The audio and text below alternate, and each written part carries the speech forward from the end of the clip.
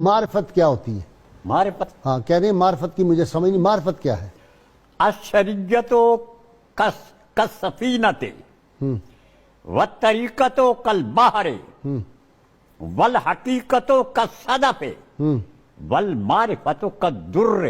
واہ، شریعت مطہرہ کشتی کی طرح ہے اور طریقت دریا کی طرح ہے اور حقیقت صدف کی طرح ہے جو دریا کے تحت میں ہوتی ہے، واہ واہ واہ، اور جو معرفت ہے وہ اس موتی کی طرح ہے۔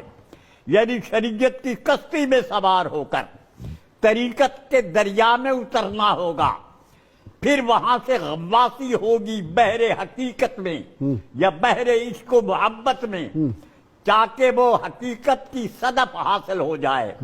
پھر شریعت کی کشتی میں آ کر اس صدف کو جب کھولا جائے گا تو اس میں در معرفت یعنی ذات پاک محبوب حقیقی اور مطلوب تحقیقی کا عرفان حاصل ہوگا، سبحان اللہ، جو کہ ہماری زندگی کا مقصد ہے۔ میں چاہتا تو تھا جی ارشاد، کہ مصنوی شریف کا خلاصہ بیان کرتا، کر دیں۔ وہ صرافت ذاتی بیان کرتا اور صرافت صفاتی یا تعیناتی بیان کرتا، لیکن میں بھی ایک قصہ، کیونکہ آپ ابو المثال ہے مولانا روم صاحب، ایک میں قصہ بیان کر کے ختم کر دوں جی گا، ارشاد، وقت بہت تھوڑا ہے۔ ارشاد۔ آپ فرماتے ہیں کہ ایک ہستی تھی صاحب معرفت، جس کے پاس اسرار و انوارات اور تجلیات کے موتی تھے بے مثل۔ ٹھیک، چنانچہ وہ سفر پہ روانہ ہوا، ایک رازن کو پتا چلا کہ اس کے پاس معرفت کے موتی ہیں۔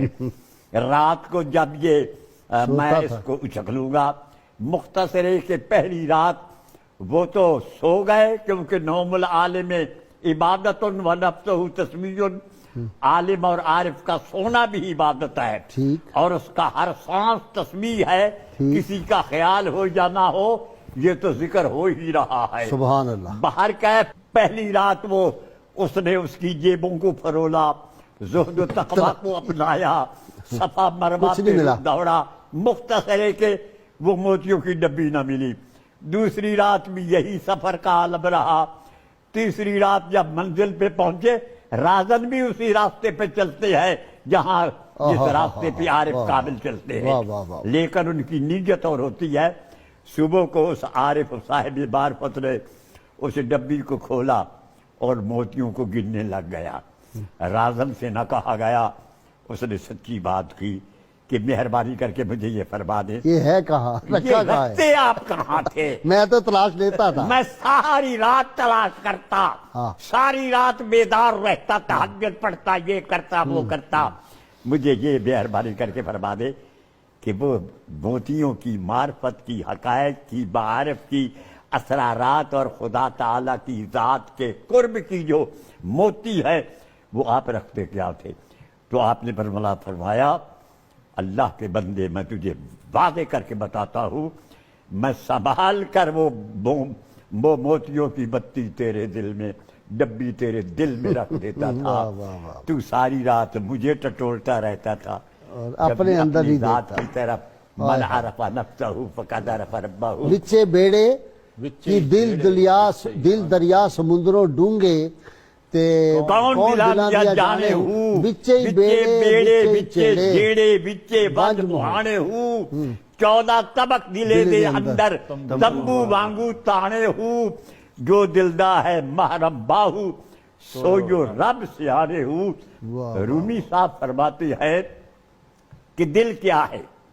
فرماتے ہیں دل پیے کامل کا مکھڑا ہے، پیے کامل کا چہرہ ہے، بلکہ آپ فرماتے ہیں شیخ کامل قبلہ کی طرح ہے۔ دور خواہ کتنا ہی کوئی ہو، تصور کر لے قبلے کا، خواہ ہزاروں میل کے فاصلے پر ہو، اگر قبلہ کی طرف منہ کر لے تو اس کو وہی بھی فیض مل جاتا ہے۔ یعنی شیخ کامل کا تصور ہی کرے۔ اور شیخ کامل کون ہے؟ بلکہ حضور اکرم صلی اللہ علیہ وسلم کے متعلق فرماتے ہیں، ما رمیتا اذ رمیتا مدبو دست، دیدنے او دیدنے خالق تو دست۔ اللہ نے فرمایا مارا بیٹھا، یہ مستحقات آپ نے نہیں پھینکی، پہلے نفی ہے۔ اذ رمیتا جو مستحقات آپ نے پھینکی، ولیکن اللہ رما، یہ تو اللہ نے بھیجی ہے، بلکہ صحابہ کرام کو خدا تعالیٰ نے ارشاد فرمایا، جو اصحاب بدر تھے کامیاب ہو کر آئے، اللہ نے فرمایا لا تقتلوہم ولکن اللہ قتلہم، تم نے ان کا آپ لوگوں کو قتل نہیں کیا لیکن ان کو اللہ نے قتل کیا ہے۔